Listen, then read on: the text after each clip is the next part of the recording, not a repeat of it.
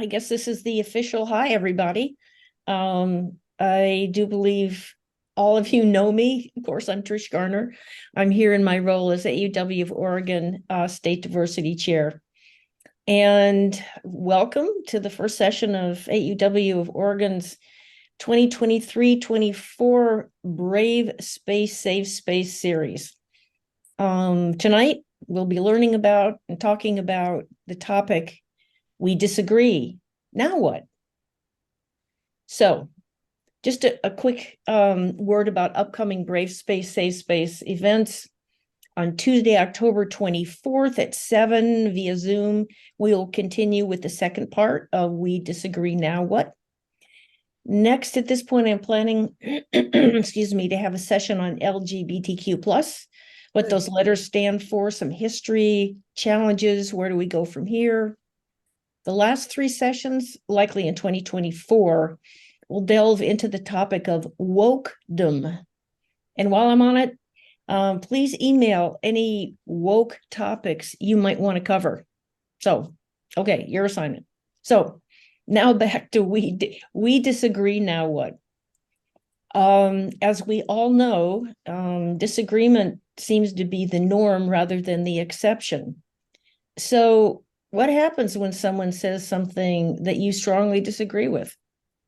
You just stop listening, clam up and stay quiet, but then maybe later express feelings in ways you might regret?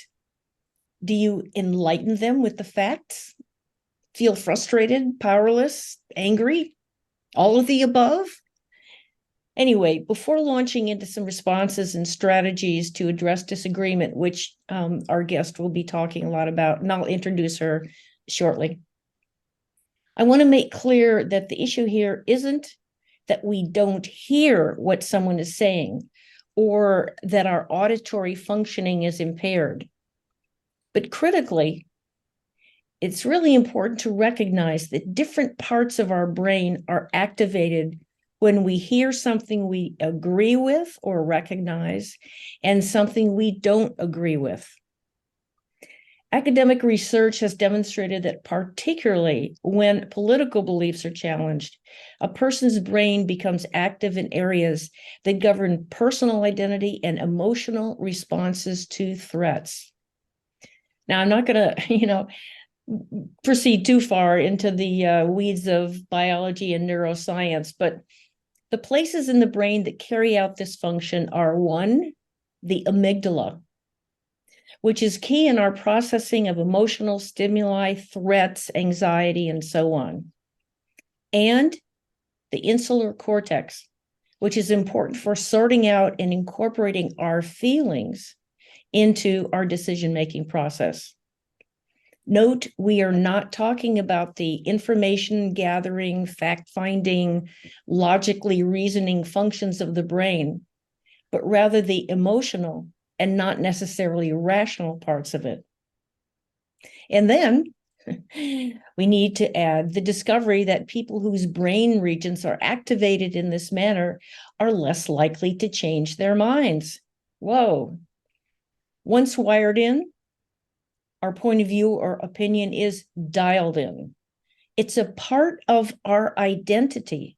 I think that's really important. It's a part of our identity. So intransigence is unfortunately a part of our human condition. Said another way, in order to even consider an alternative point of view, much less change your mind, you would essentially have to consider an alternative version of yourself. So now what? Well, we're going to hear from Sophia Solano, and I think you see her there, who will guide us through this space. And along the way, will be introducing us to the concept of restorative justice. Restorative justice is used in a variety of settings, but I believe its principles provide a model for responding when we disagree. Hi, this is, of course, Trish Garner, your State Diversity Chair. After completing this Brave Space, Save Space session, I was concerned that the concept of restorative justice, which we mentioned, wasn't sufficiently explained. You'll see and hear more about it, but here is how I understand it. Restorative justice is a concept most commonly recognized and used by those in the law enforcement and educational communities. It's a model for dealing with harm, which is distinguished from retributive justice. Retributive justice focuses on judgment and punishment. And this is why it's relevant to us. That's what happens when we judge others in their opinions and then punish them by our dismissal, anger, avoidance, or blame an other, like the media, instead of looking at how we consume and share it. Restorative justice is all about relationship and dialogue. It starts with the proposition that we're all connected, we're part of a community or communities, and as such, we are all stakeholders, which is the opposite of an us versus them, guilty or not guilty paradigm, or, quote, we know the facts versus you are either stupid or uninformed, quote, a perspective we often find ourselves in these days. The focus of restorative justice is on reconciliation, repair, and healing. Wrongdoing is not viewed as a violation of the rules, but rather a violation of people and relationships. It seeks to heal the pain inflicted by the wrongdoing, not just attempting to balance the scales through blame and punishment. The process is not always, and perhaps by definition, isn't easy. We're not talking about avoiding accountability or responsibility for wrongdoing. And in fact, it's only after taking responsibility that a groundwork for reparation can be laid. And as an aside, this proposition applies to cases of a victim and an individual convicted of a crime, where there may be some level of responsibility on both or more parties. Depends on the facts. Restorative justice is about engaging in a genuine, honest, and open dialogue with all concerned, searching together how to find a collective solution and strengthen the community's relational health and safety. Our guest, Sophia Solano, who'll be appearing later, is representing the Restorative Justice Coalition of Oregon. Its vision is informative, and I quote here. It envisions safe, inclusive, and resilient communities that address harm by fostering personal responsibility, mutual respect, and healthy relationships, end quote. As a practice, it's similar to mediation, but everyone has a chance to talk. There's no judge or arbiter of the truth, not even the mediator. While victims have a primary role in defining and directing the terms and conditions of the conversation, offenders are active participants in expressing their needs, their situation. Respect, that's the key. And now, on to the main event. To give you some idea of who Sophia is, she's a certified mediator and restorative justice facilitator in Oregon. She's here representing the Restorative Justice Coalition of Oregon. She has a particular interest in community organizing and collaborative governance, and is now completing her master's degree in conflict and dispute resolution at the University of Oregon School of Law. Impressive, eh? As a graduate student, Sophia worked in the I'm not sure how to pronounce this, Jaqua Law Library, completed an internship with the Center for Dialogue and Resolution's Adult Diversion Program, and was hired by the Oregon Office of Community Dispute Resolution to track legislative activity during the 2021 session. Impressive. So, Sophia, take it away. Well, thank you, Trish, for the very generous introduction. I didn't realize you had so much of my bio there. It's nice to hear it reflected back. And I did actually this year complete that master's degree and am fully in the work world now. Yeah, I don't miss school a whole lot, but there are things that I do every day that I can appreciate I got better at during my university experience. So I'm really happy to be here with all of you today. I appreciate you making the time this Tuesday evening. And yeah, I really appreciate your introduction to those are some deep questions that I probably won't be able to address exactly and specifically, but I do appreciate them as kind of a grounding and reminding of how our body also works to get in the way even sometimes of compassionate communication or constructive communication. And I am a dancer and I work with my body in that way. So I want to start with opening it up to everyone. As you know, I just want to hear a little bit from each of you with a smaller group. I think it's nice if you're comfortable to voice out your name, any identifiers that feel important that you want to share to remind others in the room or introduce yourself to me. And then my little prompt is what is one thing that you offer to your organization. That could be this organization. It could be another relationship or a role that you have, but that will help me know exactly who I'm speaking to. And then we'll dive into some slides. And I guess I can start. That would be polite for me to model that prompt. So yeah, my name is Sofia Solano. I am a restorative justice practitioner. I also identify as an artist, an activist, a community organizer. And one thing I offer is dialogue facilitation in a lot of different ways. And that's going to be an underlying theme of what I talk about with you tonight, some skills and particular methods that have informed how I facilitate dialogue.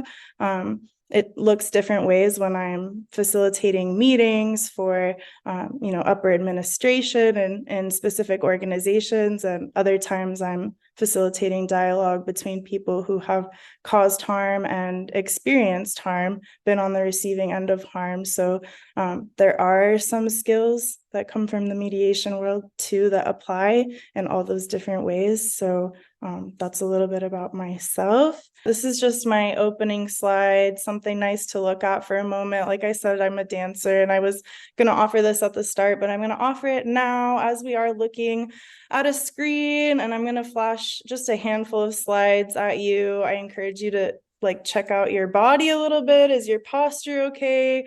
Are you breathing fully? I'm commanding a little bit of your attention late at night on the screen. I just want to honor that. And so please take care of yourself. My name is Sofia Solano. Like I said, I'm a restorative justice practitioner, but I use communication skills specifically in my work in a lot of ways. I have a bachelor's degree in philosophy. So sometimes I joke that I have one degree in making problems and another degree in solving problems when I went back to grad school. But I do also have strong values and ethics rooted in that philosophy study, specifically around care ethics and how can we form meaningful relationships with ourselves and with others and build communities that nourish one another. And that's where all of my work is rooted in. I live in Newport, Oregon, right on the edge of the Siletz Reservation, which was very slowly constricted over time. I grew up on the Oregon coast, and all of this coastal land was originally designated as the Coast Reservation, as a safe space for all Native Americans that were living in Oregon at the time. A lot of them were forcibly removed to this area and then fractured into different tribal entities that are recognized today, and some are still unrecognized, unfortunately. But I live right on the edge of the Yaquina Bay, named after the Yaquina people who were the first caretakers of this land. And that feels important to use that land acknowledgement in my introductions because I really feel loved and sustained by the Oregon coast. And I want to appreciate who cared for these lands, but also the work that I do restorative justice, and specifically some of the communication techniques, specifically circle practices, for example, come from ancient traditions that can be traced back to global indigenous cultures, many that were here in North America, but all across the globe. There were these culturally specific practices of responding to harm, of responding to conflict, and communicating with care that was rooted in community values at the end of the day. So we'll dig into that a little bit, but I like to honor those very deep roots. We're really recovering old forms of relating to one another and working through conflict from that space. So I am ready for the next slide. Thank you. As much as I could say about restorative justice, I think this very short video of Fania Davis says it even better. So it's just a minute and a half, I think. What I mean by justice is very close to what Dr. King means by justice. In 1955, right around the time that Rosa Parks was arrested, there was a mass meeting of the Montgomery Improvement Association in a church in Montgomery. And he offered this definition of justice. Justice is love, correcting that which stands against love. Or justice is love, correcting that which revolts against love. Ours is a justice system that harms people who harm people to show that harming people is wrong. And so our system just replicates that harm. And from him, I learned there was this thing called restorative justice, that instead of perpetuating that endless cycle of harm, it seeks to interrupt it. It seeks to heal the harm, repair the damage that's done to relationships. It's a justice that seeks to create more social peace than social conflict. I learned as a civil rights trial lawyer that my clients, even when we won close to $1 million in damages for discrimination, they were more broken after going through the trial process. Their relationship with their employer was even worse. So I learned personally that ours is a system that creates more social conflict, that hurts relationships more than it helps them. Restorative justice seeks to flip that. Thank you. So she was referencing, and I think directly actually Dr. Martin Luther King Jr. And yeah, I like that she really centers love in it. Honestly, this is an act of compassion to try to facilitate justice and to be aware of where injustice is in the world and to make an effort to address that injustice in productive ways. So it sounds like actually everyone in this room is kind of gathered along those lines to try to identify and address those injustices. So keep up the good work.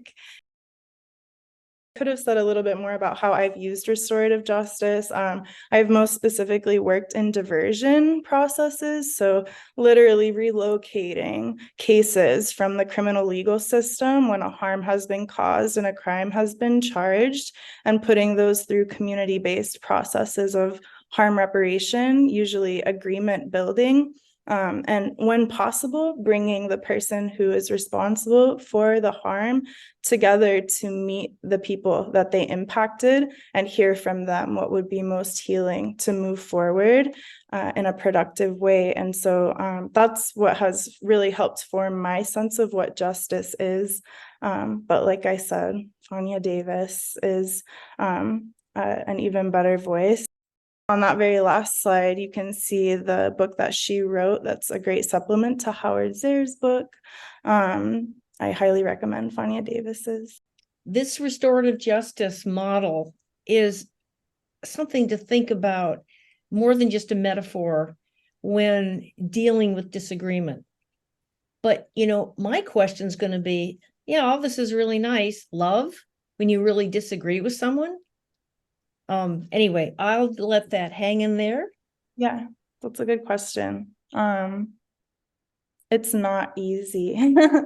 I don't want to make it sound that way, and I will dive into some details here shortly. Restorative principles and practices are really context specific is how I would describe it. And so it's formed and kind of guided in every circumstance by a specific set of values that shapes, right, how we view ourselves, the world, others, and our wider communities that we're a part of. It also can inform how we view communities we're not a part of, right? Sometimes there's bias. It's not always positive values that appear. But once we are aware of those values that exist, we can try to promote specific ones, right? Inclusivity, equity, accessibility, accountability is a big one that comes up in restorative justice, specifically when we're trying to help people make amends or take responsibility for something serious that they've done wrong. Care, justice, collaboration, right? Other examples. And all of these things can be applied at different times, right? Either in a preventative sense to try to educate and help people be aware of what conflict dynamics might exist. Frequently, just hanging out and having casual conversations with one another is a great way to prevent conflicts because it humanizes one another right away, right? And just by familiarity and learning, oh, you also have a dog, you have 2 cats, your kid went to this high school, you never know what you might have in common with someone, right? And so those norms and values and communication fosters those values that appear that we have to embed within a restorative process as well.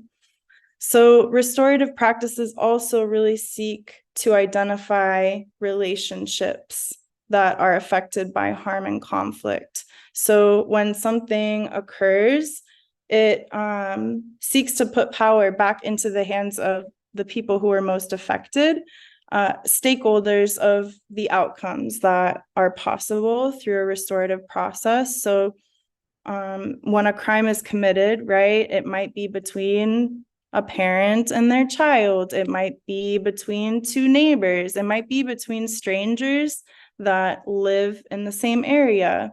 And so seeking those relationships and trying to identify the impacts on those relationships is crucial in fostering a restorative response that's caring and can find the needs.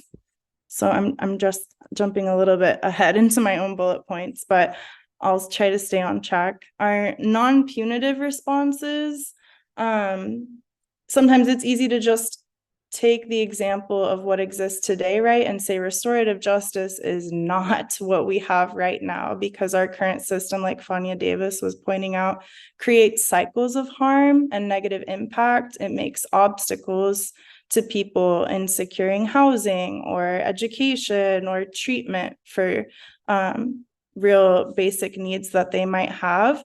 And so by offering solutions that do not punish individuals, but seek caring solutions or access to services that might be helpful in preventing another instance of whatever harm was caused, that can be more effective, right, in addressing the underlying traumas. I put that extra bullet point, right? These responses, as much as possible, attempt to be trauma informed and healing centered. That's referring to a resource I also put in the last slide that I highly recommend, an online article that frames moving from trauma informed to actual active healing action when people can be identified as resilient because of their trauma, right? They've actually learned a lot of skills to overcome and work through and be productive and successful in their own ways. And so when that can be highlighted and worked with, and we can work alongside people, meet them where they are, these responses can be a lot more effective. So again, this is a little bit repetitive. This addresses underlying needs, interests, and really separates impacts and intentions to try to address those separately. Usually an easy example to think of is if you are walking through the store kind of carelessly and you bump into someone, you are still probably going to say sorry or excuse me and acknowledge that impact that you had, even if you didn't intend, right, to run into someone. Of course, you didn't try or mean to bump into them, but we always try to acknowledge the impact as specifically as possible on individuals, on communities, maybe on property too, right? Whatever those identifiable impacts are. And we use dialogue to build meaningful agreements to address those needs, interests, and impacts. Typically, intentions are more part of the dialogue, right? Maybe a storytelling process. It can feel really meaningful to victims and survivors to hear, what were you thinking when you committed this crime? Why me?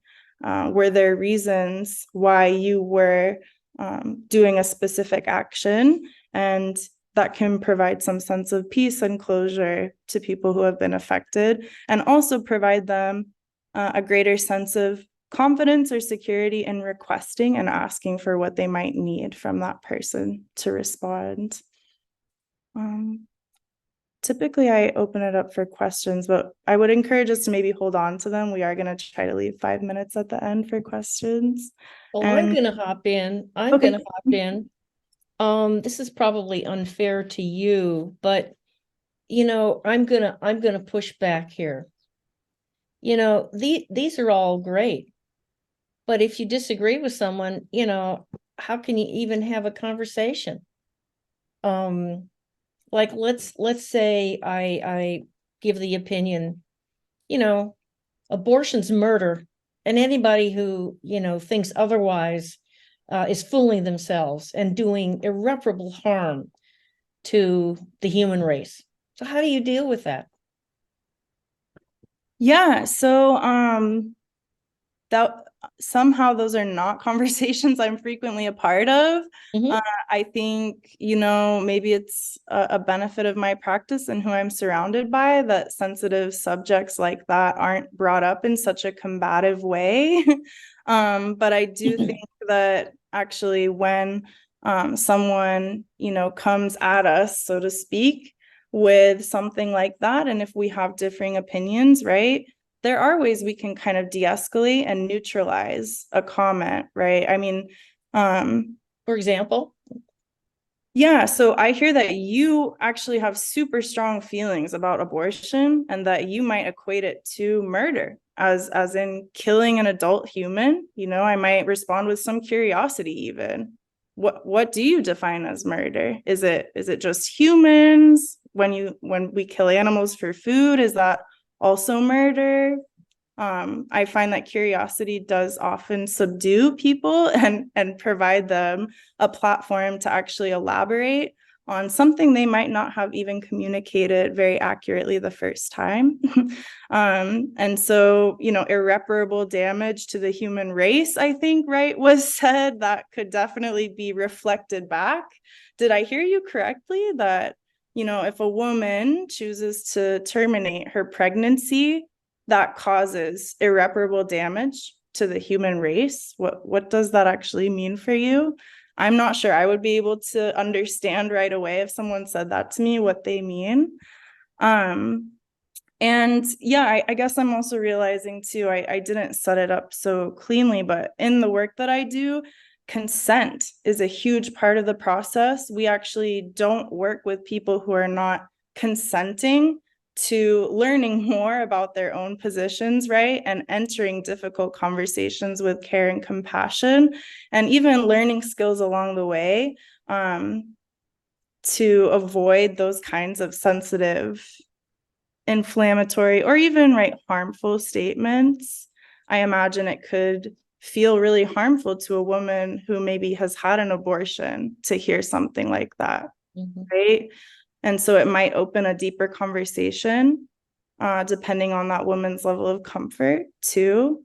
So that's where my thoughts go immediately. I'm also seeing a raised hand, and I love open dialogue, so I will stay till 8:30 or whenever if we want to open it up. I like this kind of direct response. Randa, did you want to say something? I just want to add with what Trish is saying.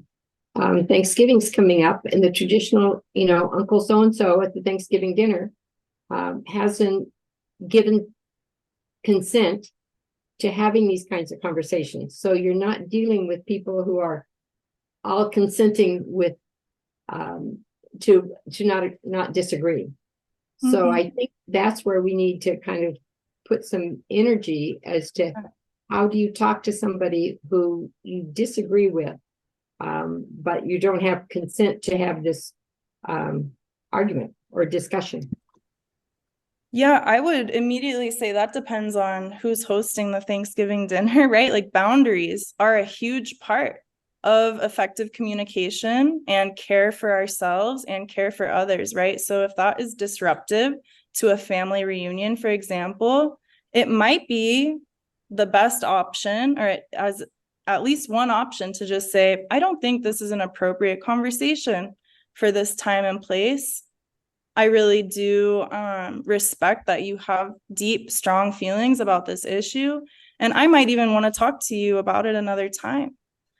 But I do know that sometimes people start those inflammatory conversations because it can draw attention to them, right? Or they know it's going to provoke some conflict, and that drama can feel comfortable or fun to some people. So sometimes the most effective thing is nipping it in the bud and saying, actually, I don't think that's appropriate right now.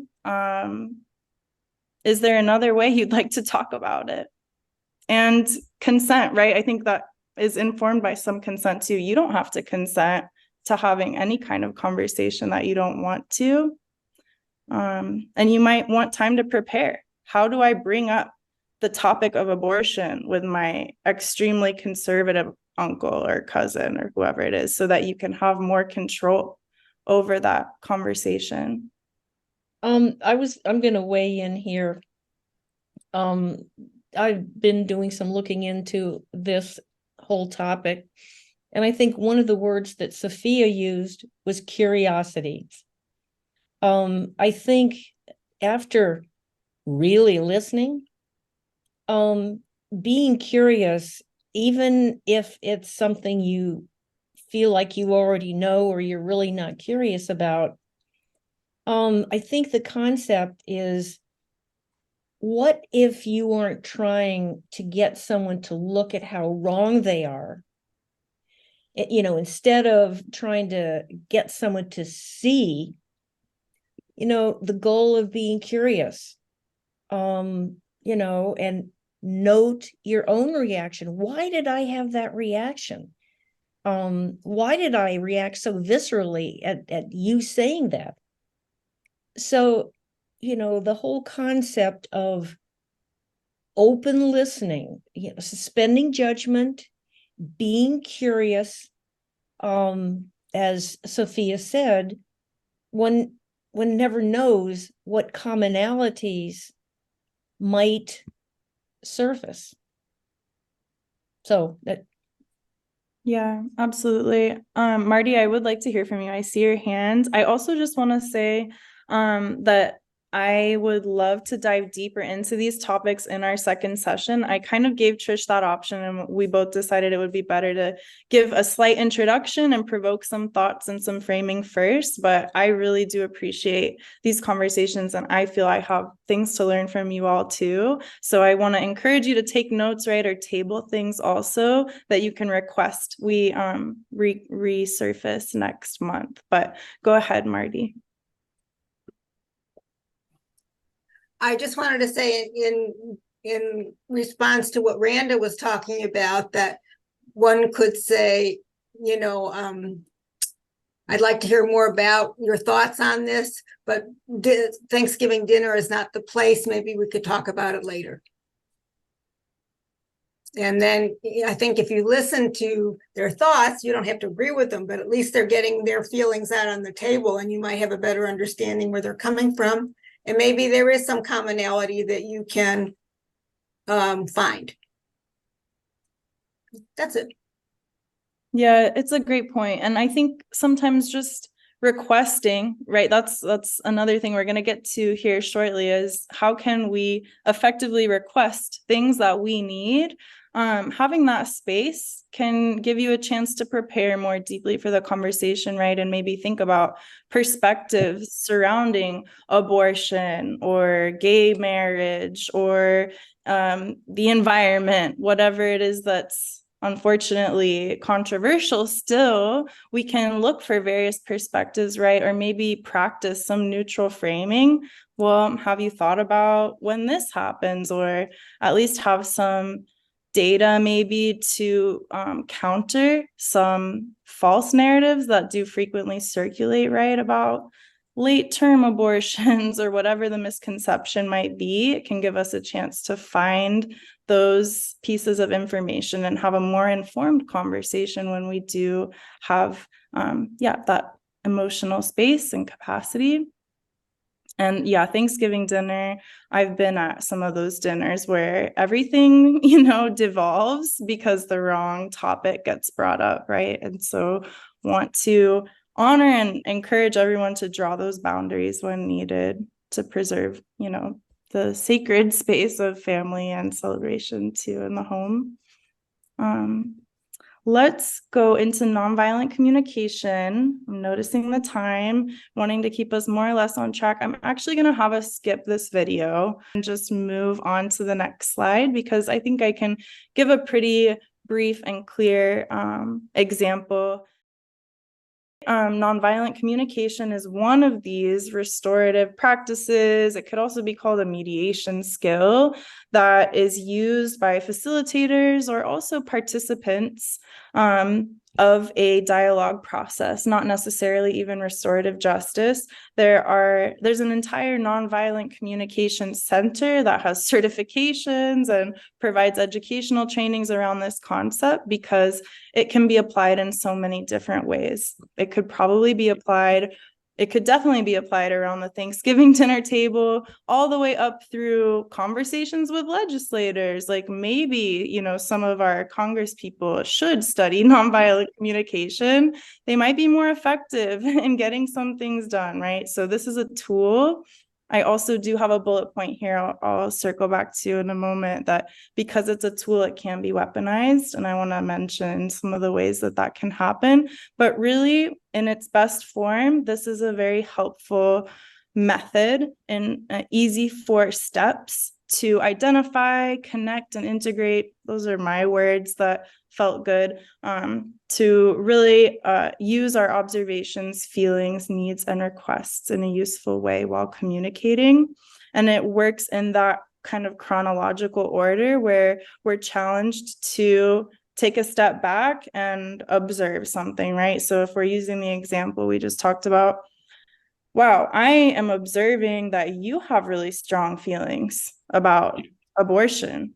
And I'm feeling, also activated by the way that you are describing abortion or whatever feels true, right? Naming something that you're feeling about how it's been brought up, maybe. Then moving into needs. I really have a need for us to enjoy Thanksgiving dinner. And so I'm going to request that we revisit this conversation at another time. Really kind of simplistic breakdown. I could have given more description, but an example I use with youth sometimes too. If someone brings in something, this is just a really silly example, brings in a folder that's a color that I really don't like. I hate this color, right? And I have super strong feelings about this binder folder that's on the table. I'm gonna use my 4 steps to say, Freddie, you have a yellow notebook and I hate the color yellow. It really distracts me and it disturbs me, and I need to focus in class. So I'm going to ask you to please put that in your backpack or tuck it under your desk so that I can pay attention better. This is not a guarantee, actually, right, that anyone is going to respect your requests. And that's, again, where we can have some challenges. And power hierarchies will often try to enforce that certain requests be met, right, if they are presented in a so-called nonviolent way. So it can still take on some violence through exclusion or kind of passive aggression I've seen also through nonviolent communication, but those are more on the weaponizing sides, and frequently it can just be a useful strategy to express yourself more clearly and concisely and help yourself slow down to work through the steps. What am I observing? What am I feeling about this? What are the underlying needs that are justifying why I feel this way? And how can I speak those needs to whoever's around me to make a request that will help me in this situation? So I see what time it is. I am wondering, do people want to participate in a 5-minute breakout? We could even just do dyads is what I was thinking, and then come back to close together. I think so, Sophia. I think that's an excellent suggestion. And I think really the topic is, is this helpful? Have I used this before? Or discussing any aspect, active listening, etc. What really stood out to you from what Sophia was presenting? So does that sound good? All right, let's do a 5-minute breakout. You'll probably be prompted to join a room. And if it feels, helpful to even practice, communicating something new, reflecting on a time that you wish you would have used nonviolent communication, you can request active listening of your partner, right? And see if they can pick up that observation, feeling, need, and request that you're practicing.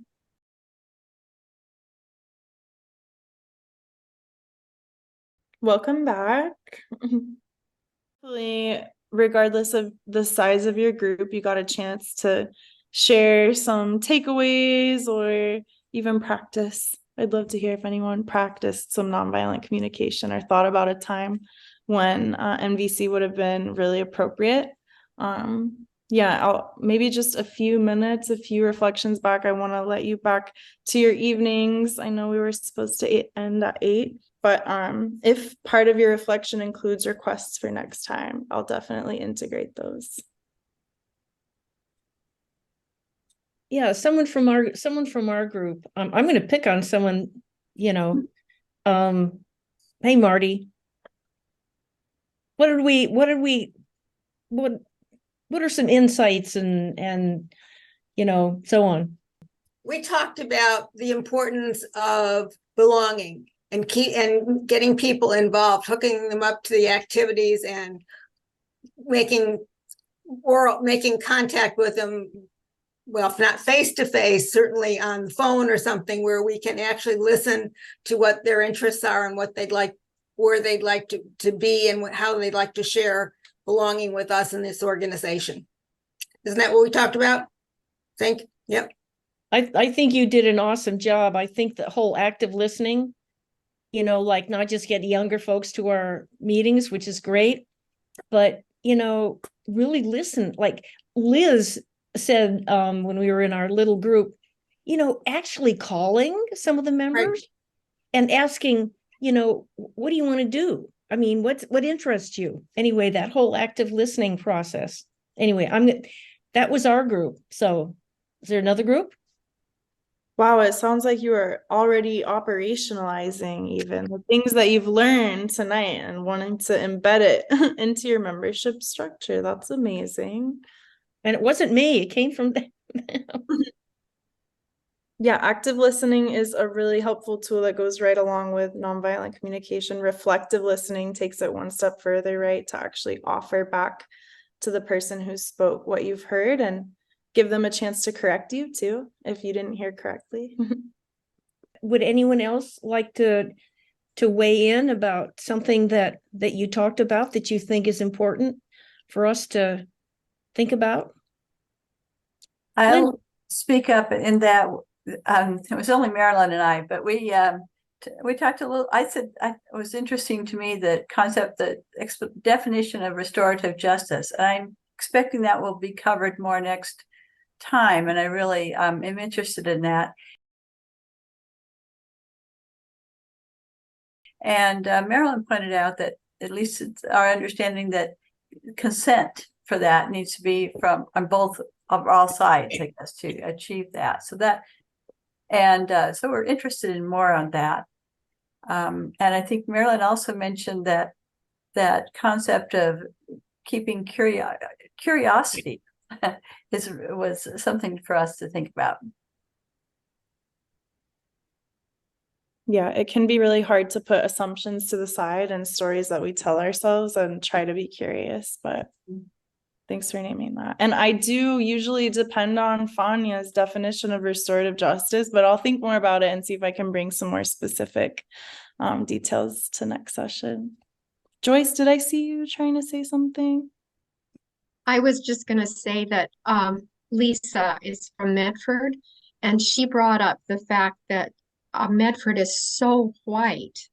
And so, you know, there's not a lot of opportunity when you don't really have the different races present in your community to really practice those kinds of things. And I think practicing is so important, because if you're a reflective thinker, and someone says something really bad, you might think of an answer 5 minutes later.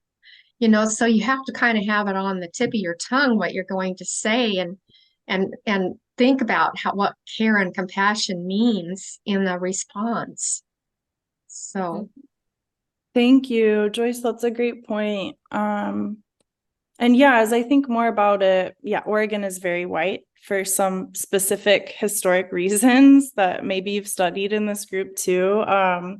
And I guess I would reframe the need, because I often find that those racist encounters specifically happen often between white people, right? It's white people revealing their racist tendencies and thoughts, and we might not see, right, a racist behavior and be able to interrupt or protect a person of color, but white people will reveal racism to us over and over again in different ways. And those, you're absolutely right, we might need time to think about, how can I challenge or you know, be curious. That would be really difficult, right, about where this person is coming from, but that can be especially effective and can also protect people of color, right, from having to take on more danger, even, or more risk in confronting a white person who has those racist behaviors. So I really appreciate that. Thank you. yeah, I think the curiosity can kind of buy you time, you know, for you to gain Right. your thoughts. I think Marty had it. That's excellent, Yeah. Joyce. Marty, Yeah, did you? what I was going to say is it doesn't have to be a BIPOC kind of issue. It certainly can be an LGBTQ plus. It can be a housing issue. It can be poverty. It can be the people that are homeless, that are moving into your community, that you really, some people really don't want them there. I mean, it can be a whole lot of stuff. You know, it can be drugs, whether we see that as an illness or a weakness or whatever. And there's just so many other topics that it doesn't have to be a BIPOC issue. Again, a great point. Yep. The big abortion issue we were talking about, right? Women's issues, unfortunately, still a problem that we need to address. Yep. So. Yep. Ageism is a problem. Ageism is a It's going to be problem a too. problem for the next year and a half. Yep. Well, it is 8:08. And Sophia, I really want to thank you, in particular for dealing with my kind of, you know, popping in with you with a, you know, definitely confrontive statement. And I think we all can see by your manner and your words how, you know, at least to start with, how do we deal with confrontation? So A+ on that. Anyway, I'm sure that, you know, filtered down into a lot of our, you know, consciousness. So anyway, we will see you in about a month. And please encourage other folks. We're going to do some interesting stuff next time. So, you know, Yeah. see you then. I didn't include my contact information, but I'm happy if you two want to share it. If anyone has thoughts or wants to make direct requests for next time, I'd welcome it. And yeah, like I said, might bring a co-facilitator too. Great. And, you know, contacting me too is just absolutely fine. So, hasta which means until October 24th. Hasta la próxima. Gracias. Hasta la próxima. Gracias.